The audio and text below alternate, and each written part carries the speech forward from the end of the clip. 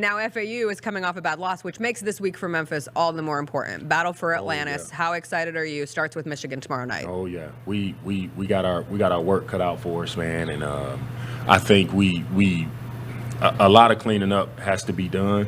And everybody say, it's real easy to say you play to the level of your competition, but we can't walk into Atlantis averaging 18 turnovers. And I know me and CJ been saying, this has been a long, ongoing debate for the past 4 or 5 years.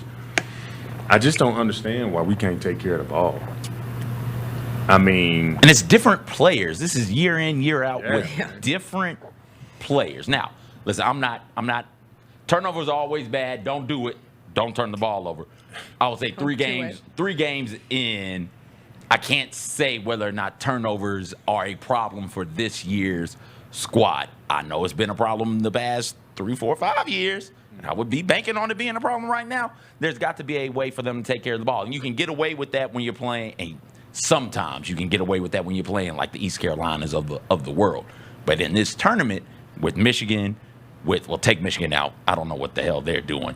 They lost Long Beach. But with Arkansas, North Carolina, and some of these other good teams in this field, Villanova, I do believe, is in this field. When you look at those types of teams, you're not going to be able to turn the ball over double digits and expect anything other than a dogfight when it's all said and done. I do wonder, Will, because there's been such a gap in the athleticism of the teams that they've played so far. I don't know what Missouri is. They lost to Memphis and 0-5 Jackson State, but the Tigers have beaten that Missouri team, Jackson State, and Alabama State or Alabama A&M. I can't remember which one.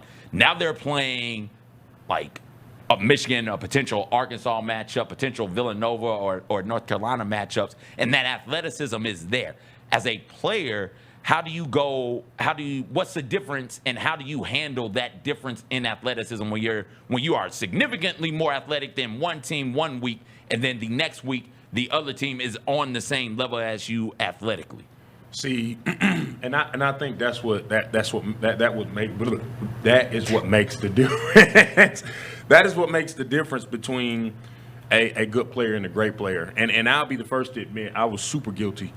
I spent majority of my career out athleticism other players. Just being able to be subpar on the effort side, but being amazing on the athletic side. And I think that's kind of what has happened with this Memphis program to this point.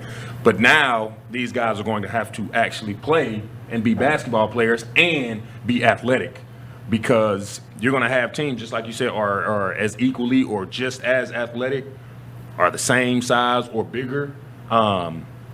So you're not going to be able to just rely on your athleticism and beat people off the ball and jump the rebounds. You're going to have to be very fundamental.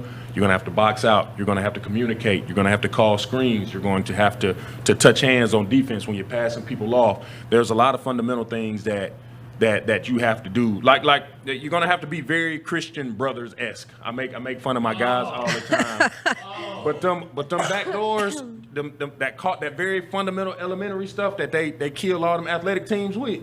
That's what we don't have to do. Wait, are you talking Christian Brothers University or high university. school? Okay. Because high school is the exact same way. Yeah. I used to hate playing Christian Brothers and MUS because they were just, like you said, they weren't going to be better than you athletically most of the time. And if they were close to decent athletically, they were probably going to win state. Oh, yeah. But what they were going to be super fundamentally sound. Oh, yeah. They were going to, like you said, touch hands. They were going to box you out, like pit a body on you. And they were just going to stand in the middle of the paint. If you drove, they were just going to fall down and get charges. Yeah, that's that team. When you playing a tournament, you run through the whole tournament smacking teams. Then you got that 9 a.m. Sunday morning team full of Caucasians, and they come out and smack you in the mouth. That's AAU, ain't it? That's AAU, dog. That's like AAU. you looking around like, how the hell did these dweebs get that? They got dudes with knee pads and elbow pads. They got one goggles. dude with goggles. Always one dude with goggles. Somebody's wearing a mouthpiece for some reason. Why You're not? out there dunking Protect the your ball teeth. during warm-ups and everything, and they aren't even doing layups. They are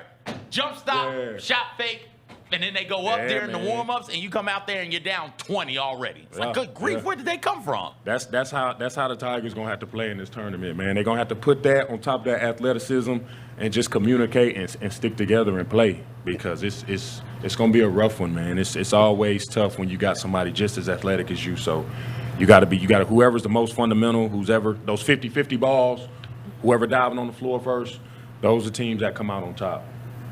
Hold on. Sorry. Oh God. Well, you all right over there? Yeah, We gave you so much time to breathe. Do you need some water? No, I'm good. I literally opened my mouth to talk, and then it just went all downhill. That's kind of how we're at the moment. I did want to ask you, Will, though, pop that Battle for Atlantis graphic back up, because when you talk about the opportunities for teams that Memphis can play, Memphis is currently at 31st in the Ken Palm rankings. They'll play Michigan first. Michigan's at 36th.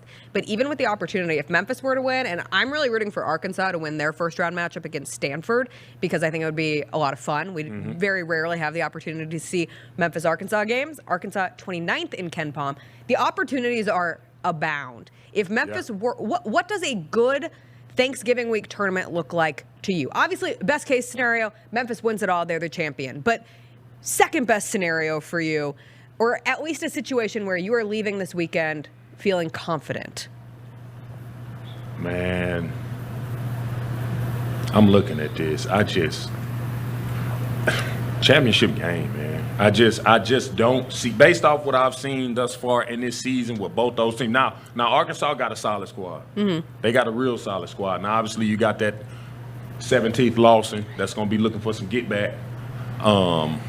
It's like 7 of them, I think. But I'm sure he'll be pretty excited to put on a jersey and go up against the Tigers. Don't know how that relationship went or where they left off on terms. But, you always have players that's ready to put on against former teams. So I'm excited to see that. But just of this bracket, man, I don't see why we can't do what we do.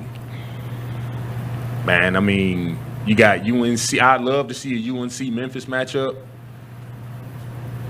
but I mean either. I would say, like, if you get obviously the championship game, if you are playing in the championship game or the consolation game, or if you win the 5th place game, I think that's a good tournament. To get to the 5th place game, unfortunately, that would mean that you would probably lose. Not probably, you would lose the first game you play, but then run through that side of the bracket, only playing the winning teams on that side of the bracket.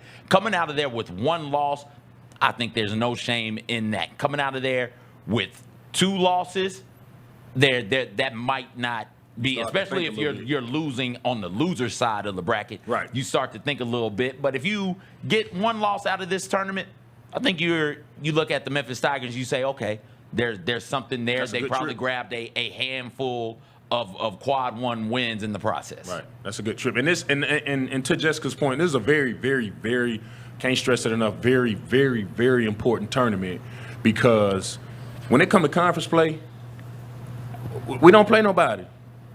Yeah. I mean, we just, as far as resume builders or quality wins, we really not seeing nobody. So this tournament is extremely detrimental to the Tigers season. And, I'm sure Penny and old Slick Rick have expressed that to the team.